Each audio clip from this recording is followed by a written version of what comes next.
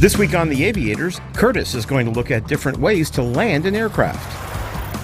It's a plane that's shaped like a boat that kinda looks like a bee.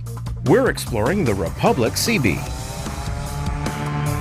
And we'll show you how the simple location of your flight school could affect your training experience.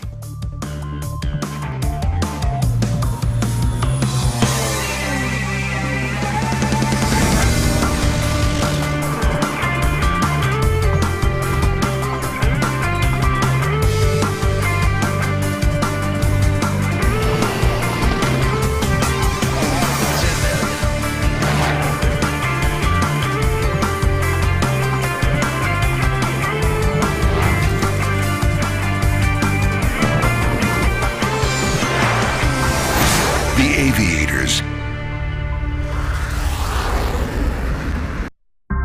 We often say that flying is really only the second greatest thrill known to man, while landing is the first. A new pilot is going to spend almost half their time learning how to control the aircraft as it comes down to meet the runway.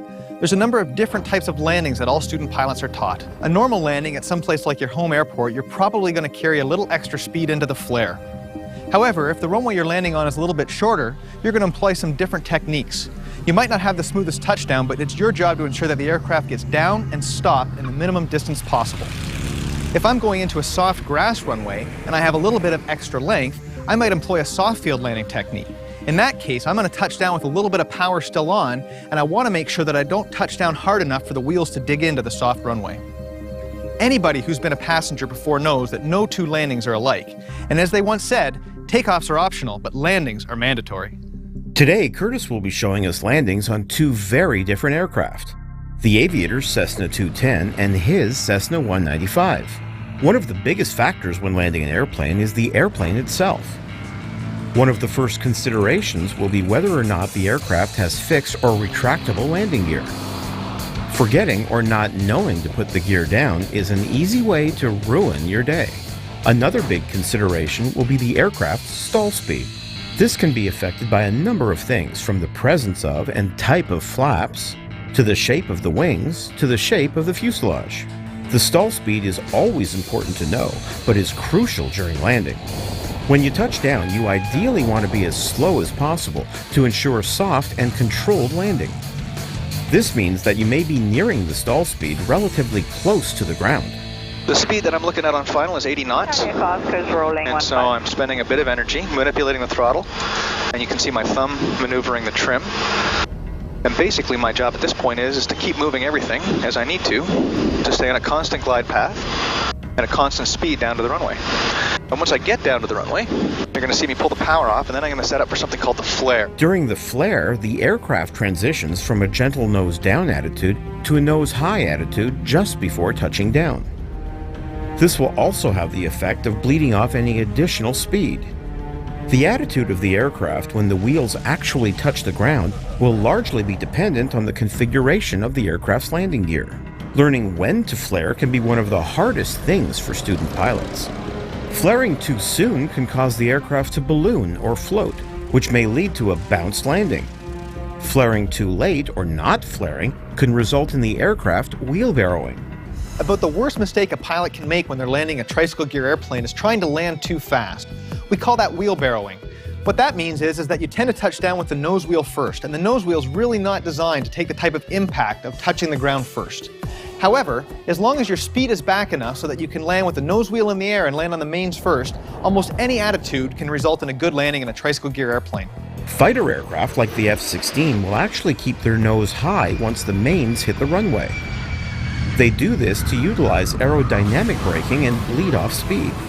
An F-16 will approach the runway at around 160 knots and will keep the nose high until the aircraft slows to around 100 knots.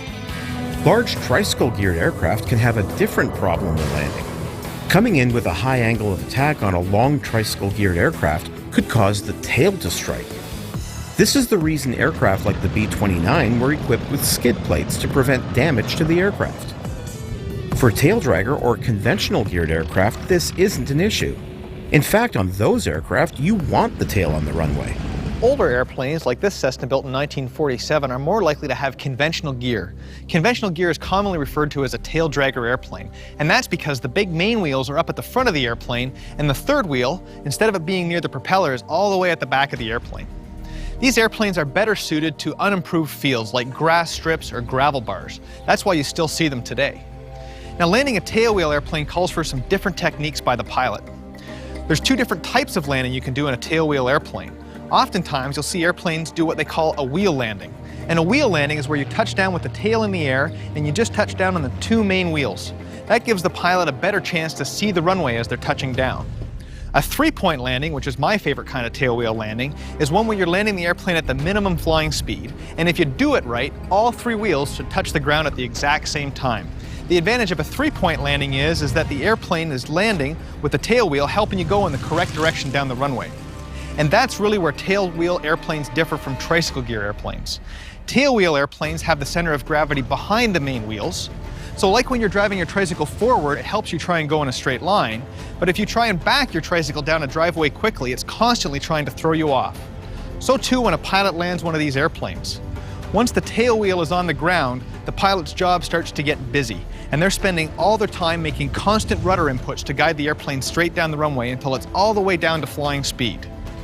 But the worst thing you can do in a tailwheel airplane is let the center of gravity come out behind the main wheels. We refer to that as a ground loop. What that looks like on the ground is the airplane spinning around. Oftentimes it'll touch the wingtip. Because of the difficulty keeping the aircraft going straight down the runway, it's often been said that tricycle gear aircraft are easier to land. In fact, at one point, Cessna referred to the tricycle gear configuration as land-o-matic, indicating that the tricycle gear was so easy to land that it was almost automatic. Regardless of the aircraft you fly or how much experience you have, it never hurts to practice your landings or to add a couple of touch and goes to your next flight.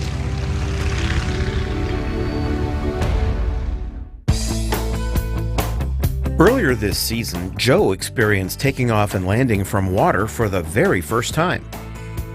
For his flight, he was in an aircam on amphibious floats. There's little doubt that float planes make up the majority of new amphibious aircraft that are being built and sold today. But in the early days of aviation, most aircraft that can take off from and land on water were shaped like boats. In fact, when the Republic Aircraft Company debuted their RC-3 Seabee in 1946, they envisioned their single-engine flying boat filling the need for a private aircraft for returning World War II pilots. After the war, when they had stopped making war machines, they turned their entire production line into making Seabees, thinking that all the airmen coming back from the war would be still in love with Seabees and want an airplane. They started selling them, I think it was $3,900. The popularity of the airplane didn't blossom the way they thought, so they couldn't see any way of keeping production up, and they shut the doors after 18 months. Manufacturing 1,062 of them. Mike Lush is a proud Seabee owner and operator. There's about 280 in North America that are still registered.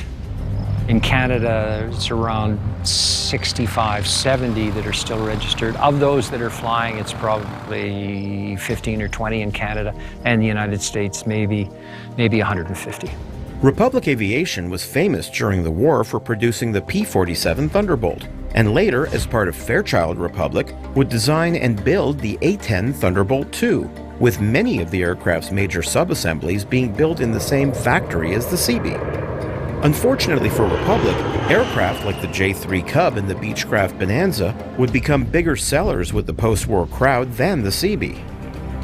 However, the Seabee still made an indelible impression on many young aviators throughout the 1950s, which perhaps led to the aircraft still being very much beloved today. One we get all the time is people coming up, what is this? And they're excited about it, and they can see that it's a boat that lands in the water. But the other statement that comes out above and beyond all others is, I had my very first ride in an airplane in a Seabee, because it was quite a sports airplane back in the 50s. Came out in 1946, 47, but in the 50s, when there were more and more of them around flying, a lot of young kids, which are old goats like myself now, had their very first ride in. For Mike, the Seabee was the aircraft for him. And this meant when it came to finding his aircraft, he was willing to go to great lengths. In order to find a Seabee, I pulled up every one that was registered in Canada and then started phoning all these different people to find out if they had their machine up for sale, because there's lots of Seabees tucked away in barns that aren't flying. I haven't flown in years and years and years. And I did several missions down to the East Coast to look at some that were in barns, all fallen down. They were just junk. And then flew down to New Brunswick and looked at one there. And ended up, Sherry and I went down to the States and bought this one. It was all in boxes at the time. And brought it home on a trailer, and then proceeded to take it apart further and recondition every part. And at the time, the airplane was polished. And we stripped all the paint off of it and polished it. After a couple of years of polishing, 40 hours of polishing it each year, decided that that's just too much work. So we had it painted. The Seabee has a pusher configuration propeller, meaning the prop faces backwards and pushes as opposed to pulls the aircraft through the air. Mike's Seabee is one of many that have had the original Franklin engine replaced with an automotive engine. The main advantage of the automotive engine is the increased reliability and availability of parts, along with the ability to burn high-test automotive fuel as opposed to avgas. I'm using an LS6, which is the engine that was used in a 2005 Corvette. It's not an engine that was taken out of a car. It's a crate engine. We buy it directly from General Motors, and it had never run before we put it in the airplane. Now, the heart of the whole V8 package is the gearbox, or the prop reduction unit, as they're normally called. We run fairly close to a 2-to-1 ratio. The engine also has more horsepower, but that doesn't necessarily mean that the Seabee will go a whole lot faster. It's still not exactly a clean aerodynamic design. We haven't really pushed the engine or the airframe any faster than it was designed. If I open up the throttle and want to run at 4,000 on the engine speed, I can do that. The fuel consumption goes up dramatically because it's pretty hard to push a grand piano through the air any faster than it was originally designed. And this thing is very bulbous, and it was designed for 105 to 110.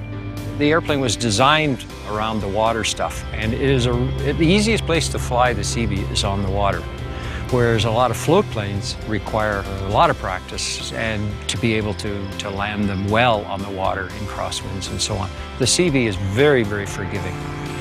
The hardest place to land the Seabee is on a paved runway. Grass runways are really good too because it's forgiving, but a paved runway is, the airplane does exactly what it wants to, and it's up to you to control it and keep it in the center, because it will ground loop fairly quickly if you let it have its head. The Seabee, like most amphibious aircraft, excels at flying into and out of remote areas. The kind of spots where you're not likely to find an air traffic control tower. This means as a pilot, you have to be extra vigilant, especially when landing on water. Going into water flying, here again, there's more activity that you have to look for. You really have to do an overshoot of the landing area, looking for hydrolines, logs, islands, markers, boats, and hot rod boats scooting up and down, and these sea-doos that come out of nowhere. So you're constantly looking for these fellows. In an aircraft, we have the right of way in landing, but the boaters don't know that, and they'll try to race you and so on. You just gotta cut them some slack and keep out of their way as best you can.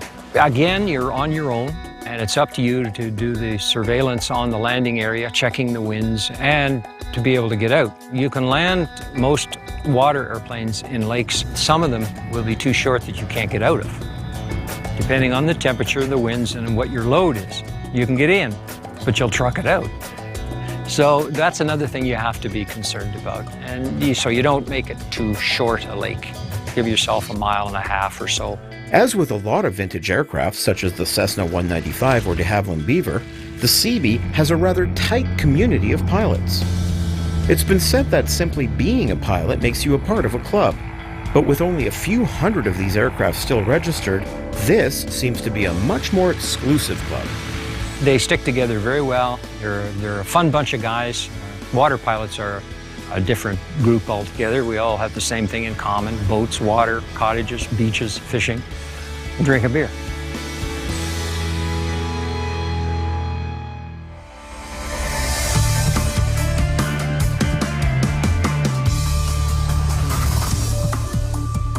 Hi, I'm Rob Ryder. When most people think about airports, they think about the large airports that serve airlines and have an air traffic control tower. Towered airports, though, only account for about 500 airports in the United States. The other 20,000 airports don't need a control tower. These non-towered airports are found near smaller cities and towns. Pilots at the airports follow standard procedures and use a common radio frequency to keep things safe.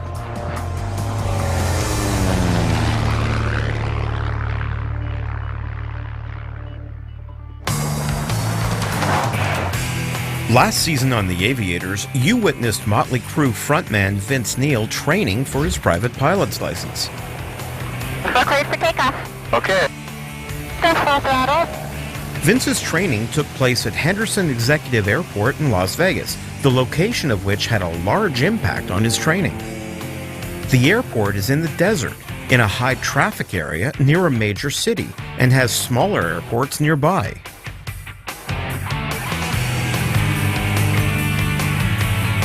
If you're looking at obtaining a pilot's license, whether it be for recreation or if you're looking for a long-term career, it's very important to consider how the simple location of a flight school can provide you with many positive learning experiences.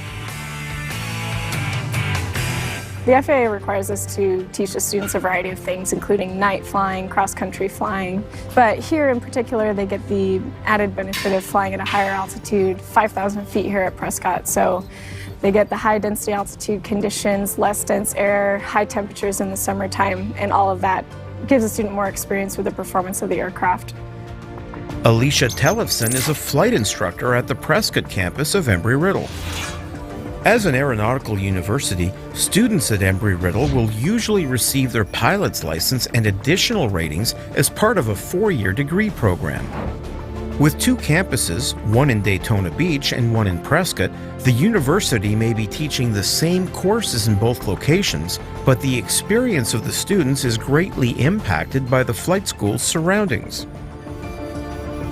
This impact can be a result of many factors, from the geography around the airport, to the average air temperature, to the class or type of airspace. We have controlled airspace here, which is obviously where they do a lot of their flying, but around us it's primarily uncontrolled. So Northern Arizona has a ton of airports and the majority of them are uncontrolled. In Prescott, they take care of you. It's a controlled airspace, so therefore the control tower will tell you what to do and how to avoid traffic. When you go into an uncontrolled airspace, you are responsible for yourself. It's always difficult to see other aircraft, but I'd say the hardest part is knowing that in an uncontrolled airspace, a pilot isn't required to be talking on the radio. So you have to be watching out for your own self. Michael is a flight student at Embry-Riddle who has so far completed his private pilot's license with an instrument rating. To accomplish this, Michael had to do a lot more than just fly patterns around Prescott and to fly to 1 or 2 nearby airports. Staying in a little bubble of Prescott, Arizona isn't going to get you anywhere in terms of a career, so you have to go out and see what it's like. And going into the busy airspace of the Valley in Phoenix sure taught me a lot about radio communications and just being on top of your game.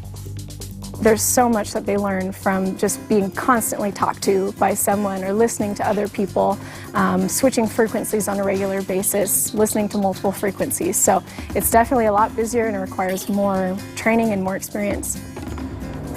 While Prescott students may have to travel a ways to experience densely populated airspace, in Daytona Beach, students are dealing with heavy traffic from day one. For the most part in the beginning, the instructor will take more of the communication and procedures part, getting inside and outside of Daytona Beach's airspace. And with the simulators, what's great about this is we can bring them in and go slowly through the procedures so the student understands, okay, after getting a clearance, I got to talk to ground control, after ground control, tower, after tower, departure, and he already knows what to say. By taking him out, it's not real world, so he's not, oh man, if I mess up now, he's going to start yelling at me. Another great thing again about Daytona Beach's airspace, once the student has that knowledge, he's equipped to operate in any types of airspace. It's so busy here that, you're dealing with other aircraft with similar call signs.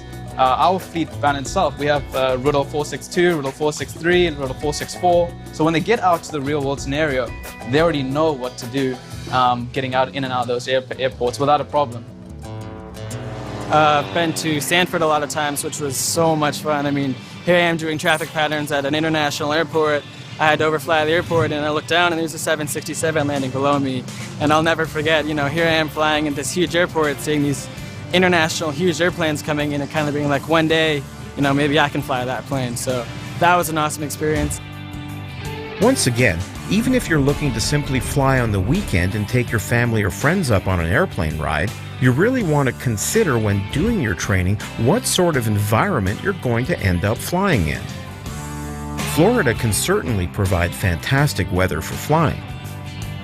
The weather can also turn quickly, and anyone learning to fly in Florida will definitely get used to working around thunderstorms. But if you're going to find yourself flying in more northern areas, or even mountains, there's other factors you'll have to concern yourself with. And in the winter, we have ice and snow and frost on the aircraft when we come out to them, so we have to make sure that we get rid of that before we go flying. So we have a de-icing procedure in effect here. And in the winter, it's pretty much every morning that you can expect to have your aircraft de-iced before you take off. On the other side of the equation, by flying in mountainous terrain in the summer, students will learn to deal with the effects of density altitude. I'm from Syracuse, New York, and I've done some flying with a friend out there. He has a Piper Cherokee, and it's a completely different type of flying than out here. There's not a lot of mountains, so you don't have to worry about flying into them in Syracuse, whereas here in Arizona, high altitude as well as mountains are the danger. The warmer the temperature gets, the less the aircraft wants to climb, and if you find yourself in a position where you need to climb quickly in the middle of the summer, that might not be an option for you if it's too warm. Density altitude is something that all pilots will take into consideration prior to takeoff. The reason it's so important for us here at a mile high is it could prevent us from being able to take off on a hot day. If you've got high temperatures and you've got low air density, you might not have the performance to depart on a certain runway if it's short enough.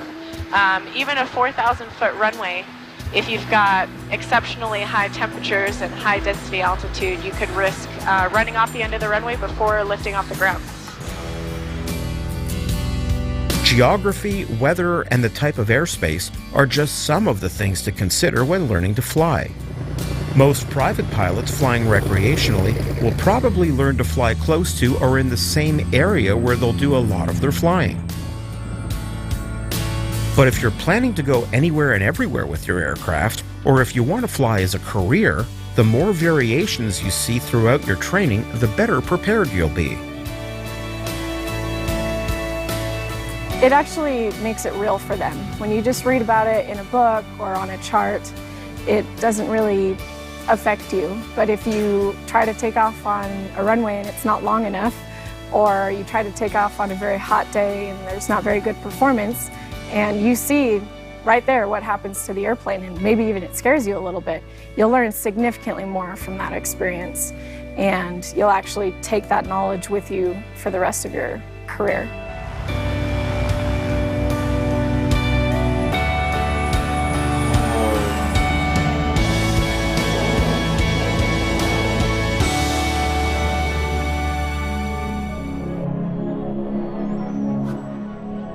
Seasons 1 to 4 of The Aviators are now available on DVD and Blu-ray.